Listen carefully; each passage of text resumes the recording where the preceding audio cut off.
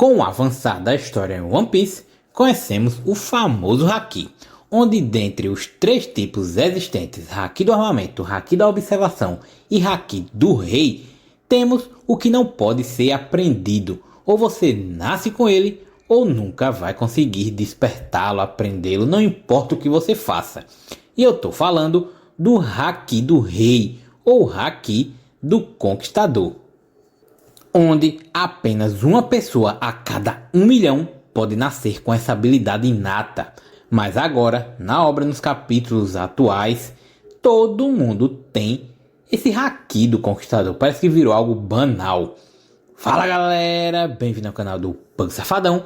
No vídeo de hoje eu vou falar sobre o Haki do rei.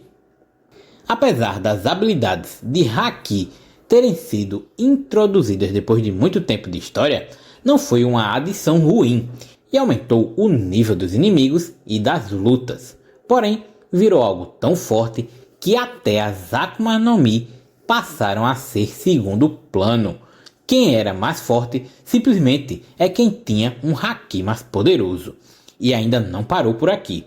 Com mais capítulos e capítulos sendo lançados, mais arcos sendo apresentados e mais vilões aparecendo, o Haki do rei virou a prioridade nas lutas, onde o ápice do uso desse poder foi no arco de Wano, onde foi dada mais uma camada para essa habilidade, podendo ser imbuída nos ataques como se fosse um Haki do armamento. Essa forma de evolução para o Haki do rei não foi algo ruim, e permitiu o Luffy dar mais um passo para ser o rei dos piratas, ficando ainda mais forte e conseguindo derrotar o oponente mais difícil para ele até o momento atual da obra, até o capítulo atual da obra, que foi o inimigo Kaido.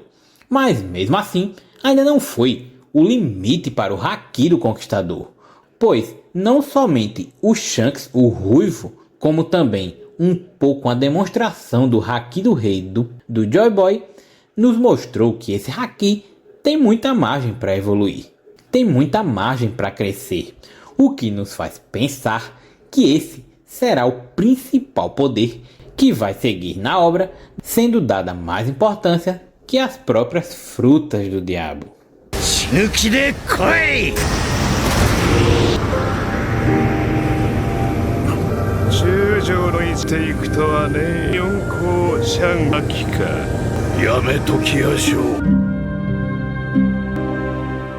Se você está gostando desse vídeo, não se esqueça de deixar seu like e também sua inscrição para dar aquela força.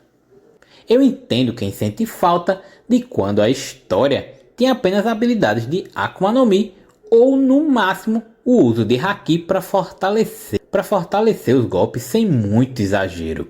Porém, era algo inevitável que com o avançar da história e diante dos personagens mais poderosos do mundo, todos teriam um poder de ser um conquistador. Todos teriam o Haki do conquistador. E se seguirmos as lógicas dos bandos piratas em One Piece, o Sanji também terá esse poder, assim como o Zoro que já possui.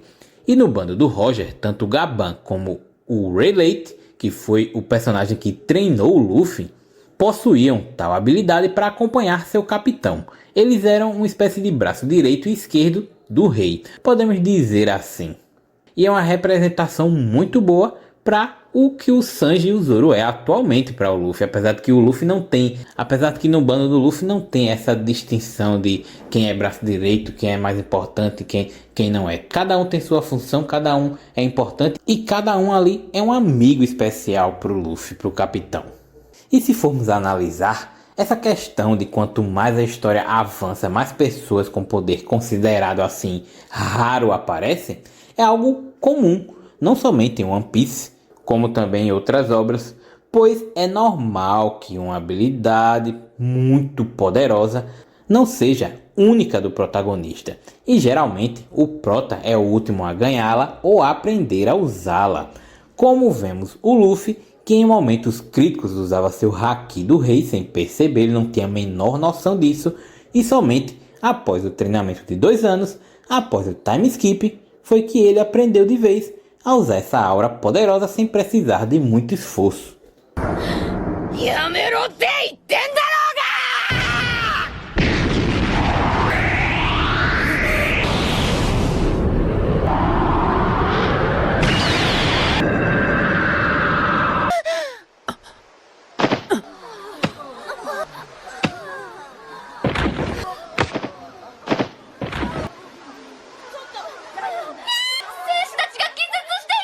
Cê é louco, não compensa. Era algo bem simples que basta ele se concentrar e ele consegue simplesmente projetar sua aura de rei, sua aura do conquistador. E isso vai evoluindo, a gente acompanha a evolução desse tipo de haki. E como eu falei mais cedo, o ápice desse nível de poder do haki foi lá em Wano contra o Kaido, onde ele consegue imbuir os seus golpes, os seus ataques com esse haki poderoso. Então, junto com o Gear 5, o Luffy conseguia ficar muito mais forte e conseguia bater na pele dura do Kaido, que possuía um Azoan do tipo dragão. Então a Azoan já deixa você mais fortalecido, né? Você fica com a defesa maior. Então foi algo bastante útil. Apesar de que em Wano a gente também vê a evolução do haki do armamento, mas não era o suficiente para bater no Kaido. Ele precisava evoluir um nível a mais e ele consegue essa evolução. Tanto é que ele consegue fazer a mesma coisa que a gente vê muitos capítulos atrás, o Shanks contra o Barba Branca, que os dois vão lá dar os ataques e os ataques não se encostam por causa dessa aura, né, desse haki do Conquistador. E o mais legal, consegue abrir os céus com tremenda potência, com essa tremenda aura.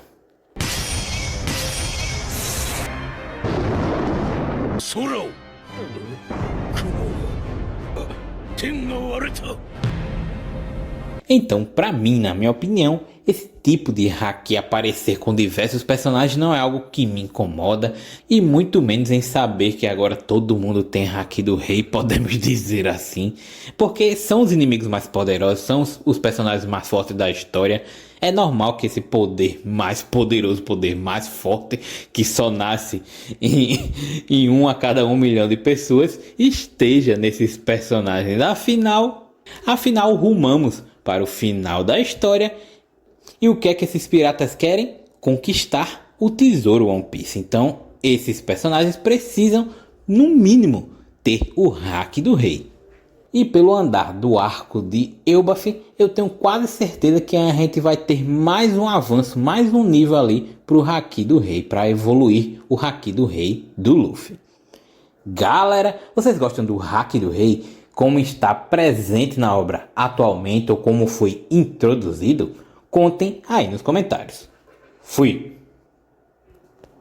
Deixa o like aí, maluco. Deixa o like, meu irmão. Deixa o like, tá louco? Deixa o like, meu irmão. Deixa o like, se inscreve aí, deixa o like.